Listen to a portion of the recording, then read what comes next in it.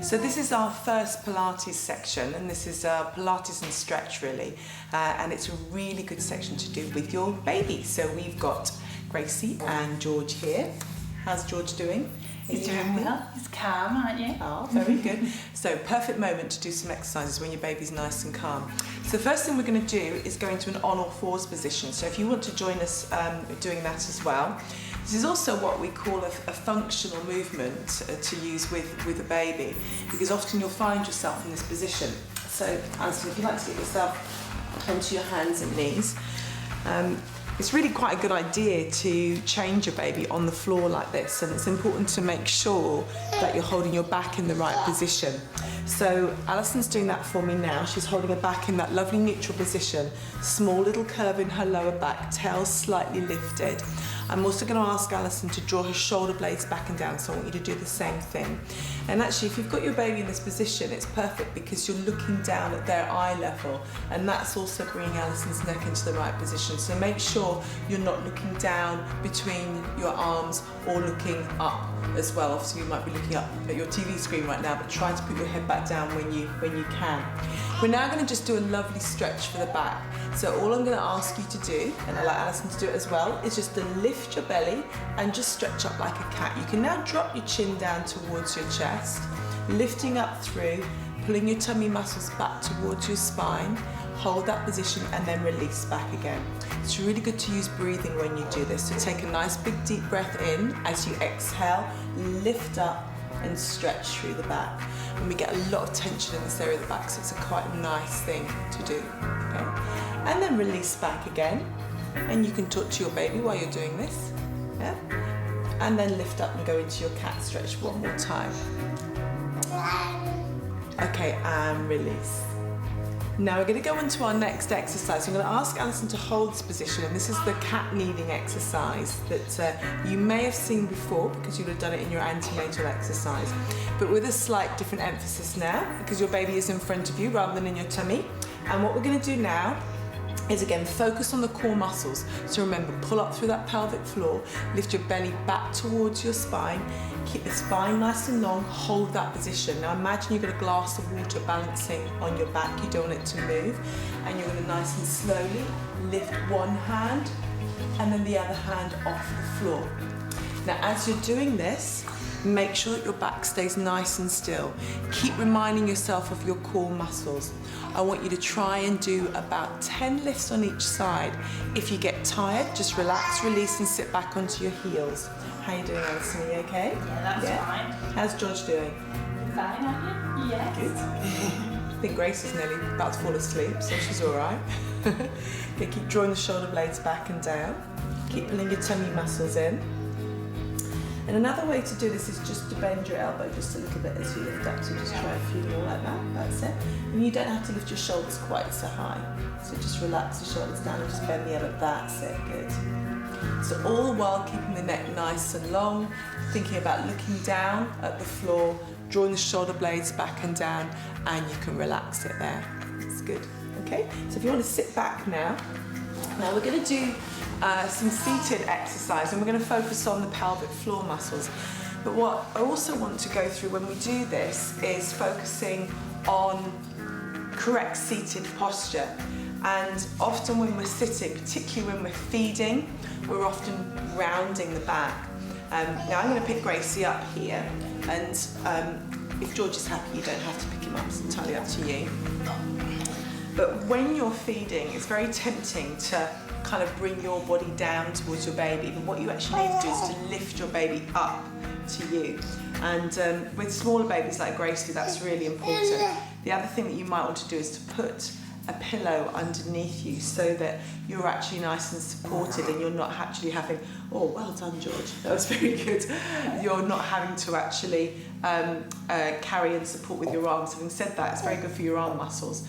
But what you need to be doing is drawing your shoulder blades back and down. Okay, so your posture, you should have those same small curves in your back, little curve in your lower back here, and where you can, this is really hard because you're constantly looking down at your baby. It's a natural instinctive thing to do, but this does place quite a bit of strain on the neck. So where you can, bring your chin back, Okay, and try and look at your TV screen now and try and keep the back of the neck nice and long. Okay. Now while you're sitting feeding, you can do some pelvic floor exercises. So we're going to go through those now. So I want you to imagine your pelvic floor as the base of your pelvis, and think of it as the bottom of a bucket. Okay, and it's like a trampoline on the base of a bucket, okay?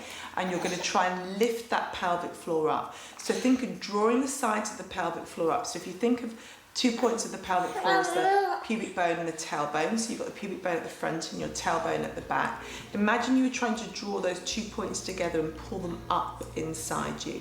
So lifting that pelvic floor up. Now when you do that, it kind of makes you want to sit up tall, doesn't it? So if you want to think about holding your back up nice and tall as you do that, pull the pelvic floor up, and your tummy should come in a little bit at the same time, and that's fine. Still focus on your pelvic floor, but allow it to come up. Now let the pelvic floor go, but don't let your posture go. Keep seated nice and tall. Then again, pull the pelvic floor up again, and then slowly let it go. And that's the timing. Pull up, lift, and slowly let it go. Now, if your baby is quite young, you might find this really difficult to do.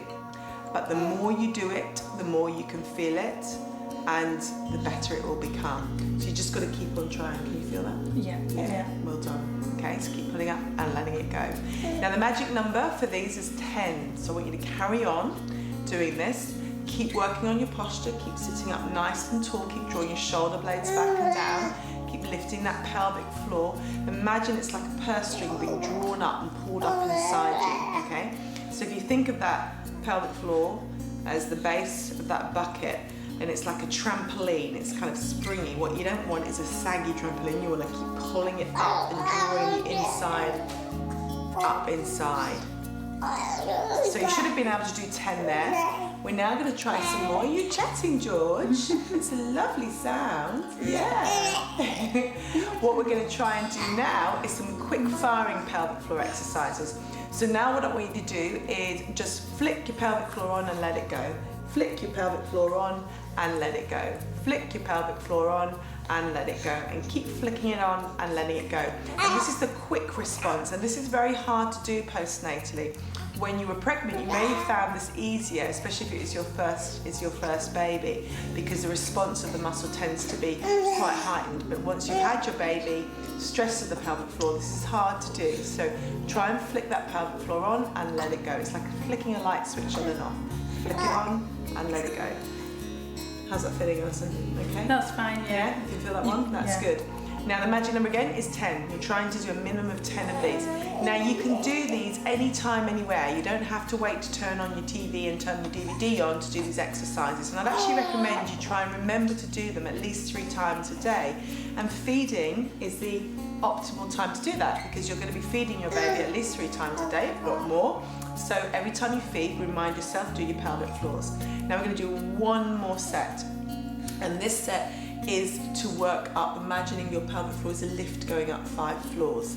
Now take a breath, inhale. As you exhale, just slowly lift the pelvic floor up as if it was a lift going up inside you 5 floors, and then slowly let it release and come down. So you're going to come up 1, 2, 3, 4, 5, as hard as you can go, and then slowly let it release. Now all the while you're doing this, you're holding your back up nice and tall. Keep lifting yourself up nice and tall. You may find your back muscles are going to start to ache a little bit now as you do that. That's the muscles working, that's fine. We are going to release and stretch them in a little bit. And again, lift up, pull up first, second, third, fourth, fifth, and let it release and come back down. And again, pull up first, second, third, fourth, fifth, and slowly release and let it come back down. How you doing, George? So I think we're going to put our babies down now, because I think Grace has already fallen asleep. I don't know how George is feeling, but we're going to put them down for this last little exercise, which is one that's actually quite nice to do with your hands free, but you can still do it with your baby in your hands. And it's a really important stretch for the neck. And it's a lot to do with that looking down at your baby constantly. We strain the neck quite a lot. So what I want you to do is continue to sit up nice and tall, And then I'd like you to take your left hand and place it onto your right collarbone. That's it. So just pressing down. Actually, Alison, if you go the other hand, that's it. That's it. Yeah. Okay. And then what I'd like you to do is press your shoulder down, press the shoulder down, and then gently take your head over to your ear. Okay. So you feel a stretch coming all the way down that right side. See, we're doing it on the left, but you're doing it on your right. Feeling that stretch. Now try and draw your shoulder blade back and down as you do that, and you should just feel a nice stretch coming down through the neck area here. Then release it and then change sides. So you're just going to press the shoulder down and then gently take your head over to the side, just stretching through that neck area. And release it. Okay, now we're just going to take our heads over to one side. So we're going to look over our left shoulder, you're going to look over your right shoulder, and then look over the other shoulder. And then just as a final movement, I want you to bring your chin in, and it's as if you're going to give yourself a double chin. Yeah, you're going to bring your chin back in without looking down, and this helps to again establish a good line with the neck and just can help release any tension created where you've looked down. Holding that position there.